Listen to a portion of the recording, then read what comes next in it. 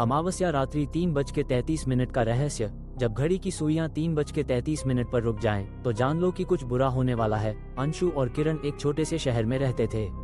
दोनों ने हाल ही में एक पुराने घर में शिफ्ट किया था, जो दिखने में सुंदर था, लेकिन अंदर से कुछ अजीब सा था। घर में कुछ पुराने फर्नीचर, कमरे की दीवारों पर मटमैली पेंट और सन्नाटा था, जो अंशु को थोड़ा अजीब लगता था। लेकिन किरण इसे सिर्फ एक पुराना घर समझकर खुश थी, क्योंकि उन्हें नया घर पसंद आ गया था। एक रात जब दोनों अपने कमरे में सो रहे थे, अंशु की आंखें आधी रात के करीब अचानक खुल गईं। घड़ी की सुइयां रात्रि 3:33 पर रुकी हुई थीं। अंशु को लगा कि वो कुछ ज्यादा ही थका हुआ था, लेकिन फिर वो महसूस करता है कि कमरे का माहौल कुछ अजीब था। कमरे में एक ठंडी हवा का झोंका आ रहा था और कमरे की दीवारों पर कुछ अजीब सी आवाजें सुनाई दे रही थीं। उसने किरण को जगा दिया। किरण, तुम भी सुन रहे हो? यह आवाज कैसी है? लेकिन किरण गहरी नींद में थी और उसने कोई जवाब नहीं दिया। अंशु फिर उठकर कमरे से बाहर आया और देखा कि घर में कोई भी हलचल नहीं थी।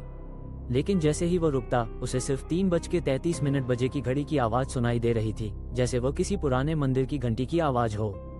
हंसिया चांद रात के 3:33 अंशु ने डरते हुए कमरे की खिड़की से बाहर झांका, लेकिन कोई भी दिखाई नहीं दिया। फिर अचानक उसे कहीं से एक गहरी हंसी सुनाई दी, जो उसे बहुत करीब से आ रही थी। वो डर के मारे कांपने लगा और खिड़की बंद कर दी। लेकिन हंसी की आवाज अब कमरे में गूंज रही थी, जैसे वो कहीं अंधेरे में छिपा हो। वो चिल्लाया, किरण, तुम उठो, देखो क्या हो रहा है। लेकिन किरण फिर भी गहरी नींद में सोई हुई थी, जैसे उसे कोई फर्क नहीं पड़ता था। अंशु ने फिर से घड़ी की ओर देखा और देखा कि वो 3:33 पर ही रुक गई थी।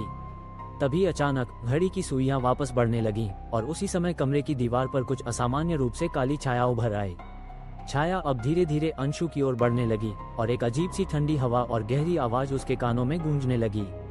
वो घबराते हुए चिल्लाया, यह क्या हो रहा है? यह क्या है? लेकिन छाया उसे अपनी ओर खींचने लगी।